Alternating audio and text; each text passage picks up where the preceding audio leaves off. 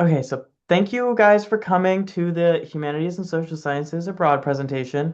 Today we're going to go over some program options for getting these LSA distribution requirements during your time abroad for the winter semester.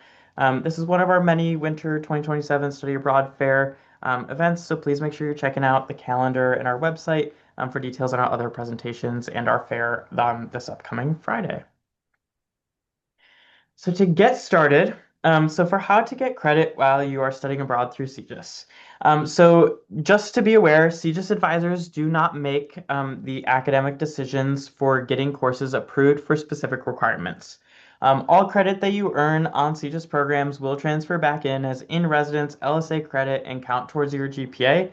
And you will have the option to pass-fail, just like you would on campus. We do follow all of LSA's pass-fail policies. But for getting credit for your LSA distribution requirements, your Noonan advisor or your RC, CSP, or honors advisor will make that determination. And you can see here on the slide are the different LSA distribution requirements. So the big ones are going to be humanities, which focuses on the human condition. And those are courses in literature, philosophy, religion, film, art history, and other subject areas like those. And then social sciences, which are focusing on how people and or institutions interact. And those are courses that fall under sociology, economics, political science, communication, and some other subject areas as well. And then you do have your other distribution credits requirements, about 9 credits. This is like the interdisciplinary or your additional 3 or 6 credits in social science, humanities, or creative expression. And our best advice for students as they begin planning their study abroad experience is to make sure you are planning ahead so that you know that you are taking the correct courses, both leading up to your study abroad experience and once you are abroad. So strategies for study abroad, as you are thinking of your courses, it is often easier to get humanities and social science requirements approved than particular major or minor coursework. So it may make sense, depending on your major, to save some of those credits for your time abroad. This is particularly true if you have very strict on-campus major requirements. Usually those majors tend to be more of the STEM-aligned majors that are a little bit more difficult to find these courses abroad. But you may want to also just supplement your major and minor coursework while abroad with a couple of these distribution requirements. Strategic planning on your study abroad experience may even allow you to go abroad multiple times as you look for programs that fit all of these requirements that you're hoping to fulfill. So when you are looking into CGIS programs, we will highlight a bunch throughout this presentation, but generally speaking, as you look through the program options, you will want to look for keywords in titles for programs that are best for finding humanities and social sciences distributions. And that will be things like multidisciplinary studies, if it is a humanities in the title or social sciences in the title. You'll also see that there are quite a few programs that are labeled just humanities and social sciences. And those are great options for finding these sorts of courses. And then our university study programs typically also have a wide array of humanities and social science coursework. And these are typically with our direct university partners that allow students to access the majority of undergraduate courses across a wide range of departments at that particular university. And you will see a couple of examples of these types of programs in the screenshot here on the slide for what they will look like on the website. As you go into mCompass and look more into the program details, you will likely want to spend some time on the Academics tab of the mCompass brochure and follow the attached links to the partner website where you can browse historical course lists for the program to figure out what the course offerings are in what subject areas and figure out which courses you would like to take that could potentially meet humanities or social science information. On this slide is just an example of what it may look like. Just note that it will likely look different depending on which program you're looking on, as many partners have many different ways of handling their course lists. To get us started, we'll talk about programs in Czechia and Ireland. So first we have our Humanities and Social Sciences at Charles University in Czechia. You can take 4 to 5 courses here, and students typically take courses alongside American peers and Erasmus students. Secondly, we have our university study in Czechia at Anglo-American University. You can also take 4 to 5 courses here, and the courses are taken alongside mostly American and other international students. In Ireland, we have our university study there at the University College Dublin. You can easily take between 4 to 6 courses there, depending on how many credits it is. And it's like a happy medium between UK programs in London and in Scotland and Brighton. You can take classes alongside local Irish students, and you can get involved and then join clubs at all three of these universities since these are directly enrolled at universities. Next, we have our UK programs. We have a lot of options here for students to explore. So in London, we have computer science, psychology, and humanities. So these classes are taught at the IFSA Learning Center. So this is the provider that runs that program. It's in downtown London. It's an option for directed research there, and there is guaranteed housing on this program. It is the most affordable London option there. Next, we have our University College London and King's College London programs. Both of these are going to be competitive. There is independent housing options available, and there's several departmental restrictions to check for. So you must take 50% of courses in the major department at University College London. And then we have Queen Mary University of London. This is a self-contained campus. You're very likely to secure university housing there, and is also a pretty affordable London University program. There's 14 academic schools with over 950 plus courses available to choose from for study abroad students, and there's also an internship option available. And then finally, for London, we have the University of Westminster. This is a provider program with IFSA as the provider there, and there is guaranteed housing and also an internship option available. And then in the greater UK area, we have the University of St. Andrews, which is located in Scotland, and is actually the third oldest institution in the English-speaking world, and housing is guaranteed on this program. And then finally, we have the University of Sussex, that's located in Brighton, England, on the southern coast. Campus is within like walking distance of a national park, and then it's the most affordable UK university program in that area. Next, we have our France and Italy programs. So first, we have Humanities and Social Sciences in Sorrento. So this is actually our most popular program that we have so far in Italy. Most of the courses are taught in English, and there's many course options across multiple disciplines. And then we've actually launched a new semester program in Perugia, multidisciplinary studies there. There's many course options available there, and is actually excellent for psych and PITES majors or food and sustainability courses. And the courses are also mainly taught in English there. And that brings us to our France offerings. So we do have two humanities and social sciences offerings within France. There will be the one in Aix-en-Provence and then the one in Paris. For both of these programs, you are required to take a French language course at the appropriate level. So if you have no experience, it will be an intro level French course. And then you will have the option to choose from a variety of courses, mostly taught in English, but you will also have the option to take some in French if you have a high enough French level. There is the program in Aix-en-Provence is run through IAU as the provider and does prioritize homestay housing as the main housing option. And the program in Paris does have many more housing options, including shared apartments and residence halls. So depending on what you are most looking for, there are some options there. And then in Denmark and Sweden, we do have Denmark or Sweden, which is the Study Abroad in Scandinavia program, and that is in Copenhagen or Stockholm through our partner DIS. And you will take a core course in a particular track, and there are 27 different tracks to choose from. And this program does include 2 week-long core course study tours in Sweden, Denmark, and across Europe. And there is electives from a selection of 240 courses across 70 disciplines. And you can also do a practicum, internship, or lab experience on this program. This is one of our more popular programs within Europe. Students do tend to enjoy these programs, whether they are in Copenhagen or in Stockholm. And then we do also have a university study available in Sweden, and that is the Stockholm University. On this program, you will take 12 to 18 credits with 355 possible courses, and then 155 are either in the humanities or social science departments. And students do take courses one after the other instead of all at once. And you are limited to taking classes in two departments, so you will certainly want to check out those offerings and restrictions as you're looking into the programs. And then in Germany, Poland, and the Netherlands, there are some options as well. So we do have the humanities and social sciences in Berlin. This does not require a German language background, and there are many courses offered with an emphasis on social sciences and focusing on the region. And many disciplines are offered mostly taught in English.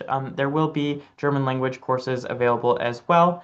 In the Netherlands, we do have the Humanities and Social Sciences program in Amsterdam.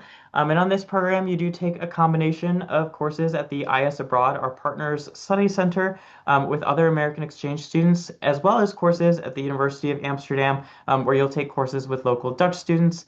And there are tons of options across many different subject areas, including those outside of the humanities and social sciences. So that can be a great option if you do want to take some maybe major specific courses that are not fall under these categories. And then in Poland, one of our newer programs is the University of Warsaw. So you can take 12 to 18 credit hours, and there are many different disciplines available in English. This is one of our most affordable programs in all of the CGIS portfolio, and you can join clubs with Polish and European students. So it could be a really great opportunity for spending some time in maybe a less popular location in Europe. Within the Americas, we do have some programs in Argentina, and that would be the Latin American Societies and Culture in Buenos Aires. And this is recommended for students who do have an interest in Latin American studies. Students with advanced Spanish proficiency may be able to enroll in local university courses. And this program does run from late February through late June, so definitely something to keep in mind if you are thinking about summer internships and things like that. And then there is also the Psychology and Humanities in Buenos Aires. And those course offerings are in 5 different tracks, including arts and humanities. So they do have that option. And this program does run from mid-January until early or mid-May. So that might be a better program option if you do have summer internship plans or other responsibilities that you would like to get back to the US for. So next we have our programs in Africa and Australia. So first we have a program in South Africa at the University of Cape Town. So this is a very affordable program. This is also one of our most affordable programs with CGIS for the semester. And it does have a different academic calendar. So the program will be running from February up until late June. So please keep that in mind if you do have any summer obligations or things in the US that you need to get back to. This program also has flexible housing, so you're not required to stay on campus and you may secure independent housing for this program. Next, we have our program in Australia, University Study at the University of New South Wales. So students can take between 12 to 16 credits here. It is pretty affordable too. It's more similar with the academic calendar with U of M, and you do have to find your own housing for this program.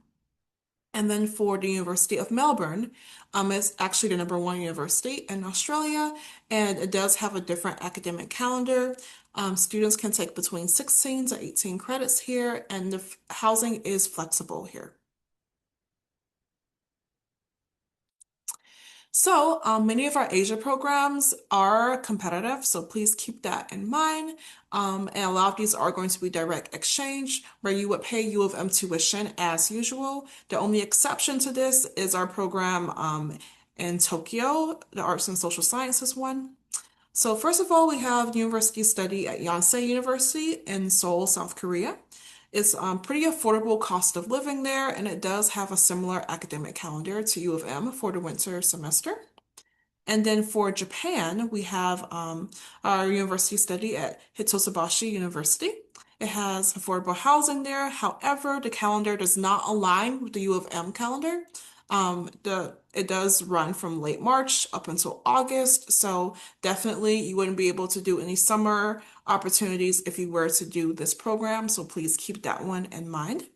Next, we have our arts and social sciences in Tokyo.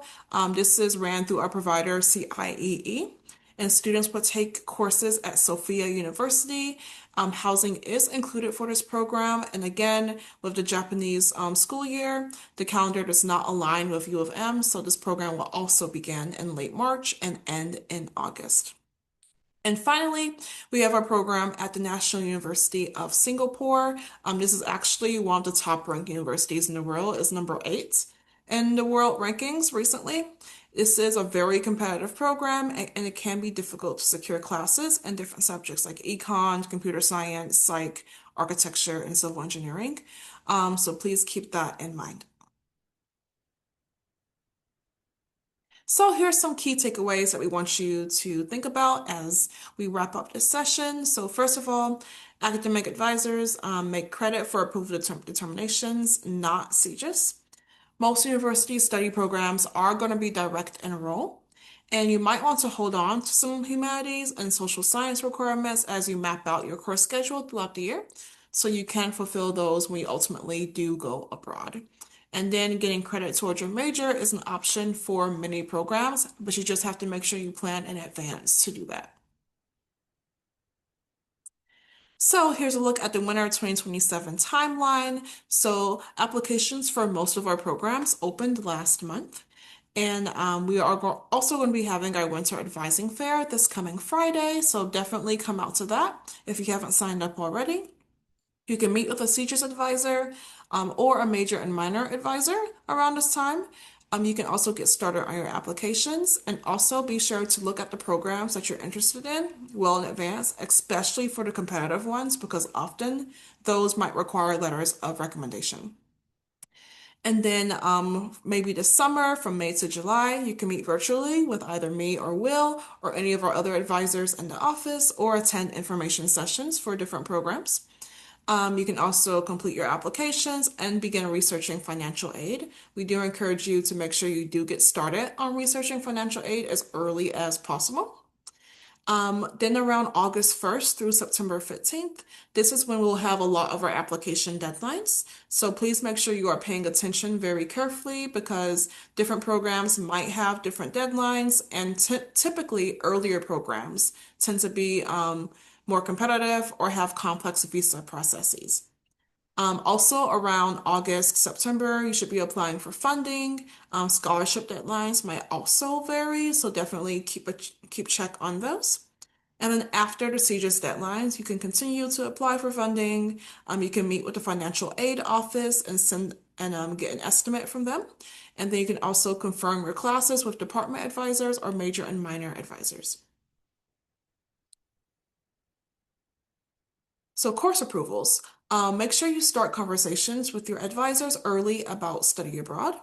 They can help you decide what requirements you can complete abroad and what must be done on campus. And again, CGIS advisors cannot make decisions regarding what classes will count toward your degree requirements. So please speak with your academic or departmental advisors about that. If you are an LSA student, you will receive in-residence credit on your transcript no matter what. So these classes taken abroad will automatically count toward your cumulative GPA and go toward the 120 credits you need overall for graduation. Students also have the option to take courses as pass or fail, but please keep in mind that you cannot take courses related to your major or minor as pass or fail. But distribution requirements, electives, those are more fair game.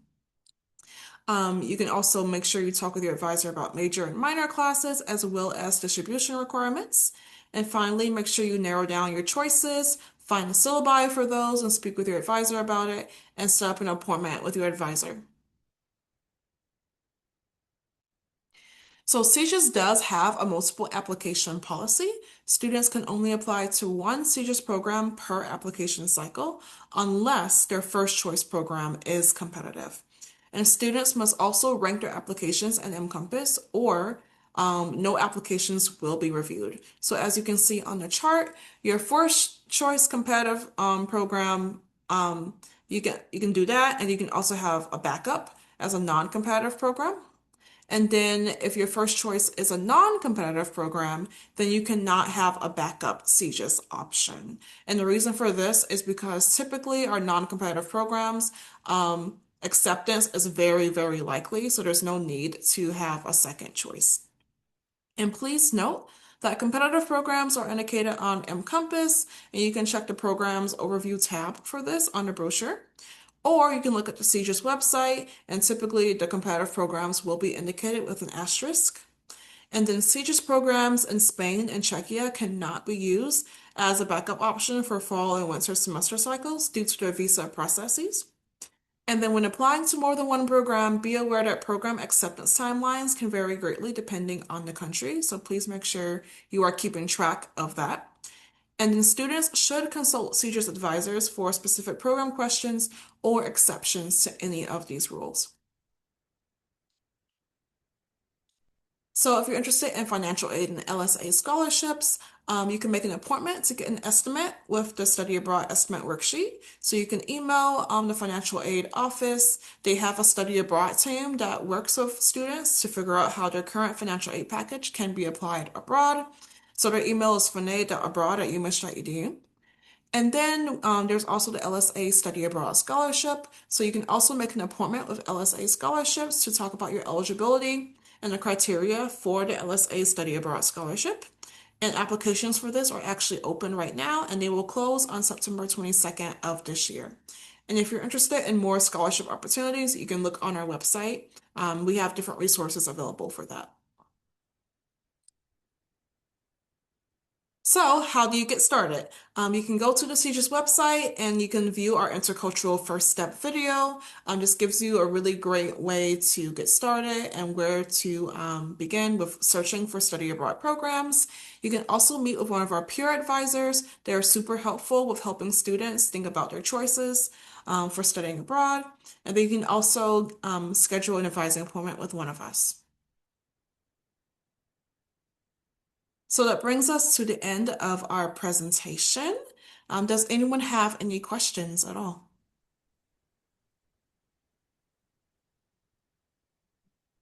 If not, thank you so much for coming. We will have this session has been recorded, so we will certainly send out the recording to you once it is ready, likely later this week or early next week. And definitely don't hesitate to reach out either via email or book an advising appointment to ask any questions that come up as you narrow down your choices.